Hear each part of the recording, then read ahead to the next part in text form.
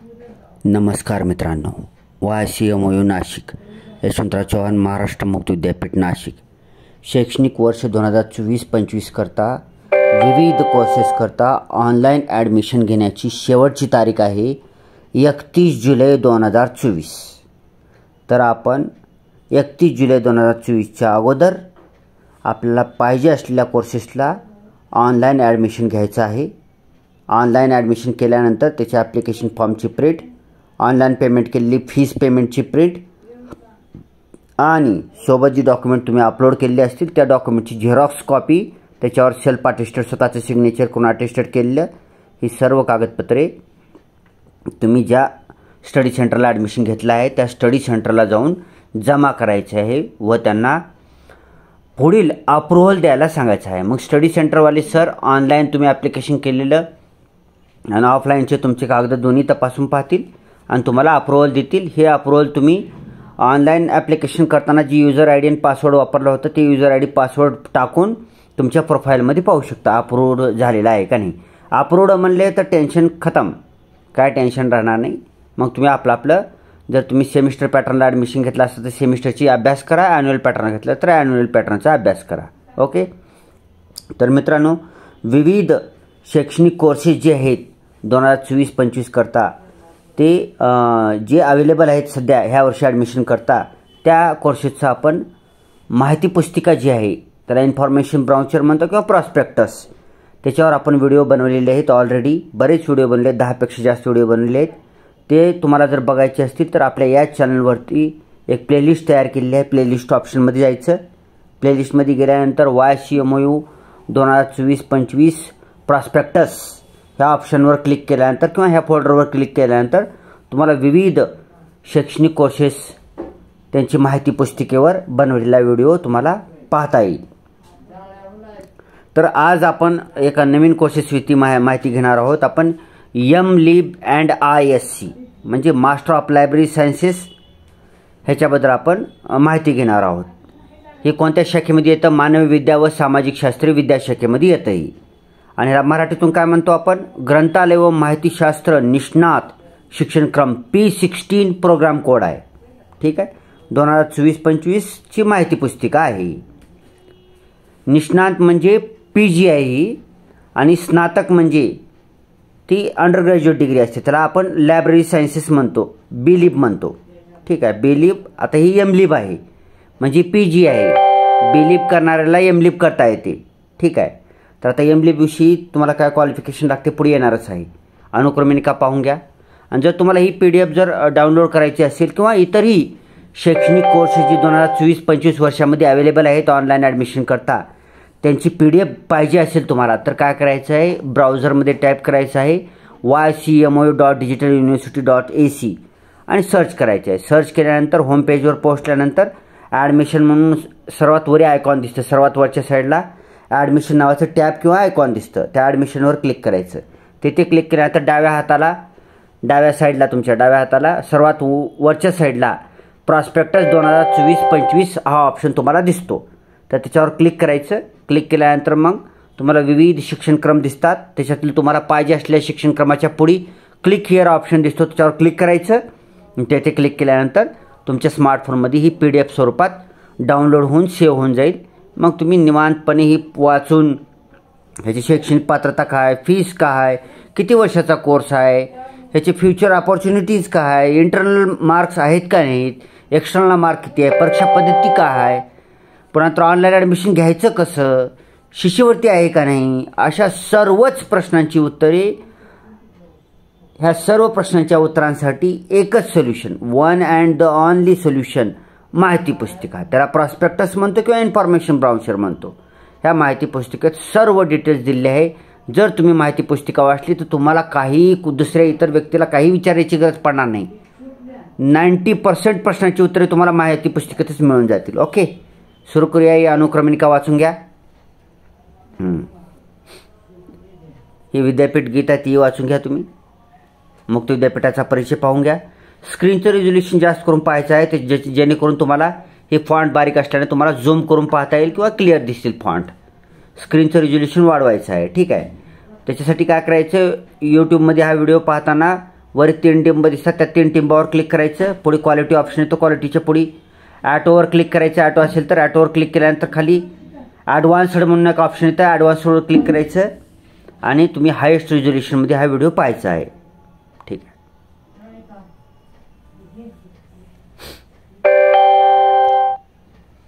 विद्याशाखेचा परिचय पाहून घ्या. हां, ठीक आहे. आता प्रवेश पात्रता एमलिबला तुम्हाला ॲडमिशन कोणत्या शैक्षणिक पात्रतेवर मिळेल. तर इथं पाहतो आपण वाचणार आहोत. कोणत्याही मान्यताप्राप्त विद्यापीठाची ग्रंथालय व माहितीशास्त्र पदवी वा समकक्ष पदवी उत्तीर्ण आवश्यक आहे. म्हणजे काय, ही स्पेशल डिग्री आहे एमलिब. मग एमलिबला जर तुम्हाला ॲडमिशन पाहिजे असेल तर तुम्ही बीलिब पास असणं आवश्यक आहे. मग बीलिब तुम्ही कुठल्याही रेग्युलर युनिव्हर्सिटीमधून पास असेल तरी चालेल, कुठल्याही एक्सटर्नल युनिव्हर्सिटीमधून पास झालं तरी चालेल, किंवा कुठल्याही इग्नूसारख्या इग्नू किंवा लोकमान्य टिळक युनिव्हर्सिटी अशा मुक्त विद्यापीठातून बी बीलिब पास असले तरी चालेल, किंवा आपल्या YCMU म्हणजे यशवंतराव चव्हाण मुक्त विद्यापीठात सुद्धा बीलिब आहे. बीलिब तर यशवंतराव चव्हाण मुक्त विद्यापीठातले बीलिब असेल तरी बी चालते. म्हणजे कुठल्याही भारतातल्या युनिव्हर्सिटीमधली बीलिब पदवी तुमच्याकडे पाहिजे. जर तुमच्याकडे बीलिब असेल तरच तुम्हाला बीलिब पास पाहिजे. ठीक आहे. बीलिब पासचा मार्क मिळू पाहिजे. बीलिब पासचा मार्क मिळू असेल तर तुम्हाला एमलिबला ॲडमिशन मिळून जाईल. ठीक आहे. स्पेशल डिग्री आहे, इतर लोकांना ॲडमिशन मिळत नाही. फक्त बीलिब पास पाहिजे एमलिब करता. ओके. पुढे शिक्षणक्रम शुल्क. आता ही 1 वर्षाची डिग्री आहे, पुढे तुम्हाला दिसेल तरी मी अगोदर सांगत आहे. 1 वर्षाची डिग्री आहे, त्याच्यामुळे 1 वर्षाचा कोर्स आहे. पोस्ट ग्रॅज्युएशन डिग्री कोर्स आहे. तर 15,113 रुपये फीस आहे. 15,113 रुपये. ह्याच्यामध्ये ह्या 15,000मध्येच परीक्षा शुल्क बी आलं, विद्यापीठ शुल्क बी आलं आणि स्टडी सेंटर शुल्कसुद्धा आलं. सगळं शुल्क पूर्ण गुत्तच आहे म्हणा की एक प्रकारचं. 15,113 रुपयामध्ये गुत्तच घेतलेला आहे. 15,113 रुपये ऑनलाईन पेमेंट केले की तुमचं काम संपलं. डायरेक्ट परीक्षेपर्यंतची तयारी झाली. परीक्षेलाही फीस भरायची गरज नाही, डायरेक्ट परीक्षेला जायचं. ओके. टीप. आता टीप काय दिले बघा. नियमित विद्यार्थ्याने प्रवेश घेतल्यानंतर मे जूनमध्ये घेतली जाणारी परीक्षा न दिल्यास त्यास पुढील परीक्षा देण्यासाठी परीक्षा शुल्क परत भरावे लागेल. अशा विद्यार्थ्यास पुनर्परीक्षार्थी समजले जाईल. माझं म्हणणंच ही आहे. आता हे ॲन्युअल एक्झाम आहे, त्याच्यामुळे जर समजा तुम्ही ॲडमिशन घेतलं आणि वार्षिक परीक्षेला जर तुम्ही गैरहजर असलो किंवा फेल झालो तर पुन्हा मात्र परीक्षा शुल्क भरावे लागेल. रिपीटर एक्झामिनेशन पुनर्परीक्षार्थी विद्यार्थी म्हणतात त्याला. पुन्हा आता भरायची गरज नाही. आता 15,113मध्ये सगळे फीस येऊन जाते. ठीक आहे. कालावधी. UGC notification of specification of degree 2014 आणि UGC ODL programmes and all programmes regulation 2020 नुसार या शिक्षणक्रमाचा कालावधी किमान 1 वर्षाचा राहील. कमीत कमी 1 वर्षाची डिग्री आहे. नोंदणी मात्र जास्तीत जास्त 2 वर्षासाठी वैध राहील. त्यानंतर मात्र विद्यार्थ्यास नव्याने प्रवेश प्रक्रियेत सहभागी व्हावे लागेल. ठीक आहे. मग 1 वर्षात कमीत कमी डिग्री आहे. 1 वर्षात तुम्ही पास होऊन गेलात तर ठीक, आणि जर फेल झालात तर मग तुम्ही ॲडमिशन घेतल्यापासून 2 वर्षाच्या आत तुम्हाला ही डिग्री पास व्हावीच लागेल. अन्यथा 2 वर्षात बी पास होईना गेलो तुम्ही तर सगळं डिलीट होऊन जाते. 3ऱ्या वर्षी नव्याने ॲडमिशन घ्यावं लागेल. अगोदरचं काहीच राहणार नाही, डिलीट होऊन जाते पूर्ण. नव्याने फीस भरावी लागेल, नव्याने ॲडमिशन घ्यावं लागेल. अगोदरचं काही नाही. ओके. त्याच्यासाठी काटेकोरप्रमाणे ह्याचा अभ्यास करा. माध्यम. शिक्षणक्रमाचे माध्यम मराठी आहे, मराठी माध्यमातून आहे. ओके. मात्र परीक्षा विभागाच्या परवानगीने अंतिम परीक्षेत उत्तरपत्रिका इंग्रजी व हिंदी भाषेतून लिहिण्यास अनुमती दिली जाईल. प्रश्नपत्रिका, अध्ययन साहित्य आणि संपर्कसत्रे मात्र मराठी माध्यमातूनच असतील. ठीक आहे.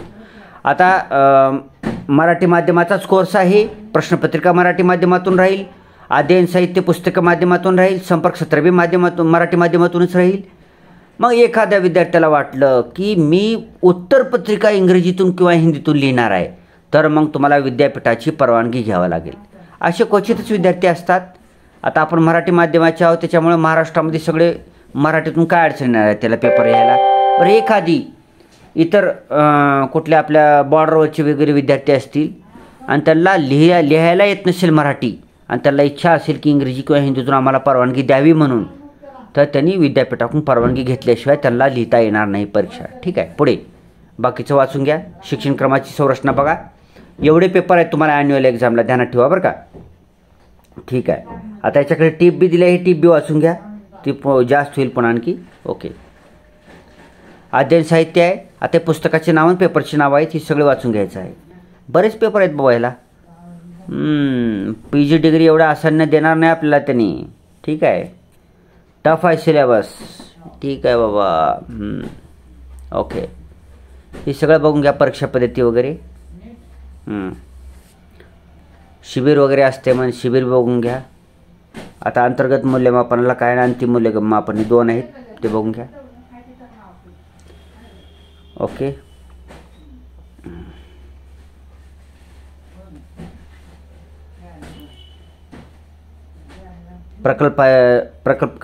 प्रकल्पासाठी सुद्धा मार्क दिले आहेत त्यांनी.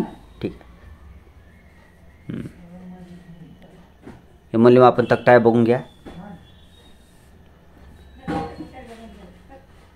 ओके,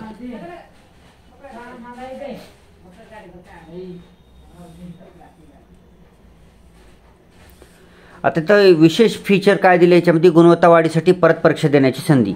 ग्रंथालय व माहितीशास्त्र निष्णात MLib म्हणतो आपण. शिक्षण क्रमाच्या विद्यार्थ्यांना सेट नेट परीक्षेला बसण्यासाठी गुणांची विशिष्ट टक्केवारी आवश्यक असते. ज्या विद्यार्थ्यांना निर्धारित गुणांपेक्षा कमी गुण प्राप्त झाले त्यांना गुणवत्ता वाढीसाठी परत परीक्षा देण्याची संधी विद्यापीठांना उपलब्ध करून दिलेली आहे. याबाबतची नियमावली खालीलप्रमाणे आहे. बघा, तर तुम्हाला जर एखाद्या वेळेस तुम्ही पास झालात MLibला आणि जर तुम्हाला सेट किंवा नेट एक्झाम द्यायची असेल आणि सेट आणि नेट एक्झामला जेवढं क्वालिफिकेशन लागतं, जेवढे मार्क्स लागतात त्याच्यापेक्षा कमी असतील तर तुम्हाला गुणवत्ता वाढ संधी, त्याला ही म्हणतो आपण श्रेणी सुधार संधी म्हणतो. श्रेणी सुधार किंवा गुणवत्ता वाढ म्हणतो. मग त्यासाठी तुम्हाला विशिष्ट परिस्थितीमध्ये खालीलप्रमाणे या अटी दिलेत, ह्या अटीनुसार तुम्हाला चान्स दिला जाईल. ठीक आहे, गुणवत्ता वाढीसाठी तुम्हाला चान्स आहे. परीक्षेसंबंधी सूचना वगैरे दिली ते पाहून घ्या. ABCID तयार करायचे आणि ABCID डिजिलॉकरमधून तयार करून ऑनलाईन ॲप्लिकेशन करताना द्यायचे सोबत. ठीक आहे, कंपल्सरी आहे बरं का. आता दिनावर तर पुन्हा कोणा घेतेच तुमच्याकडून त्यानं. नोंदणी कशी करायची, ऑनलाईन ॲडमिशन कशी करायची, ही पूर्ण प्रक्रिया दिली आहे, डिटेलमध्ये दिलं आहे, खूप चांगल्या प्रकारे दिलं आहे. ही सगळं वाचून घ्यायचं आहे. तुम्ही स्वतः ऑनलाईन ॲप्लिकेशन करत असाल तरी वाचून घेणं आवश्यक आहे. ही सुद्धा दुसरं पेज आहे, ही सुद्धा वाचून घेणं आवश्यक आहे. आणि तुम्हाला इथं काय दिलं बघा. हां, ठीक आहे, ओके, हे बघून घ्या. आता MLibला जर इथं तुम्ही बघितलं तर MLibला शिष्यवृत्ती नाही मित्रांनो. ठीक आहे, MLibला शिष्यवृत्ती नाही. हे जी शिष्यवृत्तीसाठी एवढेच कोर्सेस पात्र आहेत, बाकीच्या कोर्सेसला शिष्यवृत्ती नाही यशवंतराव चव्हाण मुक्त विद्यापीठामध्ये. आणि जर तुम्ही मुक्त विद्यापीठाबद्दल बरोबर रेग्युलरला बी ॲडमिशन घेतलेलं असाल तर रेग्युलरचा कोर्स किंवा मुक्त विद्यापीठातला कोर्स या दोघांपैकी एकाला शिष्यवृत्ती मिळते, दोघालाही मिळत नाही. कारण तुम्ही समाज कल्याणच्या mahadbt.gov.in या वेबसाईटवर तुम्ही रजिस्ट्रेशन करावं लागतं. मग त्यावेळेस तुम्हाला एकच कोर्स टाकता येतं. आधारवर नोंदणी होते mahadbt पोर्टलवर, त्याच्यामुळे तुमचा आधार एकच असल्यानं नंबर एकच आधार नंबर असतं. तुम्ही 2 कोर्सेसला तुम्हाला समाज कल्याणचा विभाग ही देत नाही, शिष्यवृत्ती देत नाही. एकाच कोर्सेसला, मुक्त विद्यापीठातले बी किंवा रेग्युलरचे बी, फक्त एवढ्या कोर्सेसला आहे बरं का मुक्त विद्यापीठामध्ये. रेग्युलरच्या सगळ्या कोर्सेसला आहे शिष्यवृत्ती. ओके, मुक्त विद्यापीठामध्ये एवढ्याच कोर्सला आहे. पुढे हे बी प्रवेश अर्ज भरण्यासंबंधीच्या सूचना आहेत, ती वाचून घ्या. विभागीय केंद्राविषयी माहिती आहे.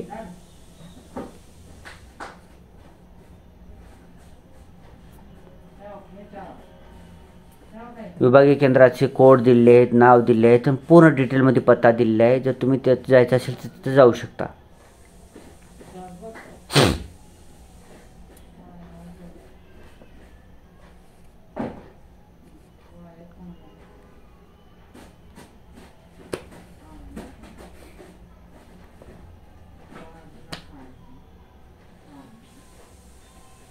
सर्वच माहिती पुस्तिका कसं थोडंसं ही काही इतर गोष्टी जे ऑप्शनल आहेत ते तुम्हाला आवश्यक वाटले तर तुम्ही वाचून त्याचा लाभ घेऊ शकता. ही GR वगैरे आहेत. युनिव्हर्सिटी मान्य आहे आपली, त्याच्यामुळं युनिव्हर्सिटीमध्ये जेवढे काही डिग्री कोर्सेस आहेत त्यांना 100% मान्यता आहेत. ह्या सरकारी नोकरीला पात्र आहेत. MLib केलं तर तुम्ही सरकारी नोकरीला जर ग्रंथपालाची नोकरी वगैरे असेल तर तिथं तुम्ही ह्या यशवंतराव चव्हाण मुक्त विद्यापीठातल्या डिग्रीमुळं पात्र होताल, त्याच्यामुळे काय अडचण नाही. ओके, हे परिशिष्ट आहेत, परिशिष्ट पाहून घ्या.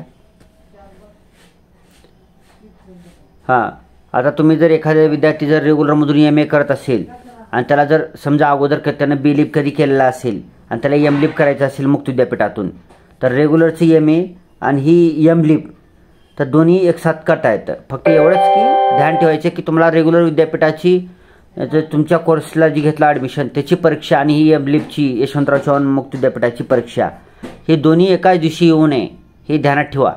ठीक आहे, नाहीतर मग ते काही फायद्याचं राहणार नाही आपल्या.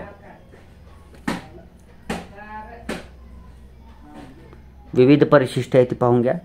शेवटी आता अंतिम जी परीक्षा असणार आहे, युनिव्हर्सिटी एक्झाम असणार आहे, ती 3 तासाची एक्झाम असणार आहे, 80 गुणांसाठी असणार आहे. त्याच्यात 4 मुख्य प्रश्न असणार आहे आणि 5 उपप्रश्न असणार आहेत. 5 उपप्रश्नापैकी तुम्हाला कंपल्सरी 4 सोडवायचे, कोणतेही 4 सोडवायचं 5 पैकी. अशी एकूण 16 प्रश्न असतील. प्रत्येक प्रश्न 5 मार्कासाठी असेल. 16×5 = 80. तर टोटल 80 गुणांचा पेपर असेल.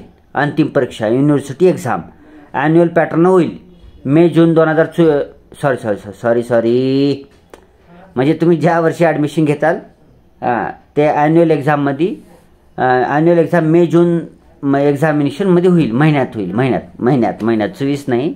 आता 24ला ॲडमिशन घेतला म्हणजे तुम्ही पुढच्या वर्षी 2025च्या मे जून महिन्यामध्ये तुमची एक्झामिनेशन होऊन जाईल. ॲन्युअल एक्झाम होईल. Okay, university exam. ओके, तर मित्रांनो व्हिडिओ जर चांगला वाटला तर व्हिडिओला लाईक करा, चॅनलला सबस्क्राईब करा आणि आपल्या मित्रमैत्रिणी तसेच नातेवाईकापर्यंत हा व्हिडिओ शेअर करा. कारण एम लिप चालू बी लिप चालू आहे माहीत आहे अनेक लोकांना यशवंतराव चव्हाण मुक्त विद्यापीठामध्ये, बरं एम लिप आहे हे अनेक लोकांना माहीत नाही मित्रांनो. ह्याचा फायदा घ्यायचा आहे तुम्हाला. फीस थोडी जास्त आहे, पर कसं आहे की आपल्या जवळ स्टडी सेंटर अवेलेबल आहे, त्याच्यामुळं थोडंसं इतर खर्च कमी करून ज्यांचे बी लिप झाले त्यांनी एम लिप करावं असं माझी इच्छा आहे. मलाही वाटतं बी लिप करून एम लिप जर केला तर तुम्हाला फायदाच होईल. सेट नेट एक्झामसुद्धा देता येते. ठीक आहे. आता एम लिप करता ग्रंथपालाच्या जागा असं शिक्षक भरतीप्रमाणे मोठ्या प्रमाणात जागा निघत नाहीत ग्रंथपालाच्या, परंतु कमी प्रमाणात जागा असतात. तुम्हाला प्रायव्हेट कॉलेजेस, प्रायव्हेट युनिव्हर्सिटीमध्ये किंवा प्रायव्हेटमध्ये सुद्धा तुम्हाला जॉब असतात एम लिप करण्यासाठी आणि बी लिप करण्यासाठी दोघांसाठी सुद्धा असतात. ओके, आणि मुक्त विद्यापीठाविषयी आपण दररोज व्हिडिओ बनवत आहोत मित्रांनो. त्याच्यासाठी यशवंतराव चव्हाण मुक्त विद्यापीठाविषयी कोणतीही तुमची अडचण असेल तर कमेंट करायला विसरायचं नाही. कमेंट करायचं खाली, व्हिडिओच्या खाली. मला जेवढं जमतं मी त्याची प्रश्नाची उत्तरं देतो. आतापर्यंत 600पेक्षा जास्त कमेंटची मी उत्तरं दिलेली आहेत. आणि यशवंतराव चव्हाण मुक्त विद्यापीठ फक्त एका विद्यापीठावर, यशवंतराव चव्हाण मुक्त विद्यापीठावर जर तुम्ही आपल्या चॅनलवर बघितलेले असाल तर 400पेक्षा जास्त व्हिडिओ बनवलेले आहेत आपण एका विद्यापीठावर. पूर्ण खांगाळून काढलेलं आहे पूर्ण विद्यापीठ. सगळं तुम्ही बघा, जुने व्हिडिओ सगळे, एक्झामिनेशन, प्रॉस्पेक्टस, पुन्हा इतर नोटिफिकेशन्स, सर्व काही आपण कव्हर केलेलं आहे आपल्या या चॅनलवरती. इतरही व्हिडिओ टाकतो आपण, पर जास्तीत जास्त आपण यशवंतराव चव्हाण मुक्त विद्यापीठावर मोस्ट व्हिडिओ बनवतो आपण. जास्तीत जास्त म्हणजे आपण गेले आता जवळपास आपल्या चॅनलला 10 महिने होतात, 10 महिने झालेत. आजच्या तारखेला 10 महिने झालेत. 10 महिने झालं आपलं चॅनल चालू आहे, तर कंटिन्युअस यशवंतराव चव्हाण मुक्त विद्यापीठावर व्हिडिओ येत आहेत आपले. 10 महिने झाले, पुढेही येतील, कंटिन्यू येत राहतील. ठीक आहे, जोपर्यंत सगळीकडे ह्याचा प्रसार होत नाही आपल्या मुक्त विद्यापीठाचा. कारण अनेक हुशार विद्यार्थी आहेत, अभ्यासू विद्यार्थी आहेत. बरं, आर्थिक अडचणीमुळे त्यांना विविध कोर्सेसला ॲडमिशन घेऊ शकत नाहीत आणि काहींना तर माहीतसुद्धा नसतं की हा कोर्स मुक्त विद्यापीठात अवेलेबल आहे म्हणून. वेबसाईट सगळ्यांनाच माहीत आहे, बरं कोण बघणार ती कोर्सेस कुठं चालू आहे, कोण बघणार, ॲडमिशन कोण घेणार आहे ना. तर आपलं टार्गेट आहे की सर्वांपर्यंत हे व्हिडिओ पोहोचवणं. ठीक आहे, आपण कंटिन्युअस यशवंतराव चव्हाण मुक्त विद्यापीठावर तर व्हिडिओ बनणारच आहोत, बरं भविष्यामध्ये शिक्षक भरतीवर सुद्धा आपण तयारी करणार आहोत की व्हिडिओ बनवायची आपली तयारी करणार आहोत आपण. ठीक आहे, बघूया काय होते काय नाही. MPSC शिक्षक भरती किंवा MPSC दोन्हीपैकी एकावर आपला भर असेल. ठीक आहे, त्या दोन्हीविषयी आपल्याला ज्ञान आहे, त्याच्यामुळं या दोन्हीवर बी आपण व्हिडिओ बनवू शकतो. बघूया भविष्यामध्ये. त्यासाठी चॅनलला सबस्क्राईब करायला विसरू नका. आणि आपल्या सगळं नातेवाईकातलं कोणी बी लिप वगैरे केलं असेल तर एम लिपला ॲडमिशन घ्यायला विसरू नका. शेवटची तारीख ध्यानात ठेवा, 31 जुलै 2024 आहे. आता तारीख वाढेल किंवा न वाढेल आणि काही सांगितलेलं नाही. ऑलरेडी भरपूर तारीख दिलेली आहे. जून महिन्यापासून काही कोर्सेसचे ॲडमिशन चालू झालेले आहेत, काहीचे जुलै महिन्यामध्ये चालू झालेले आहेत. त्याच्यामुळं 31 जुलैच्या आतच ॲडमिशन केलेलं कधीही बरं राहील. ठीक आहे, मग तारीख वाढेल का न वाढेल आपल्या हातात नाही. ओके मित्रांनो, thanks for watching. Vande Mataram.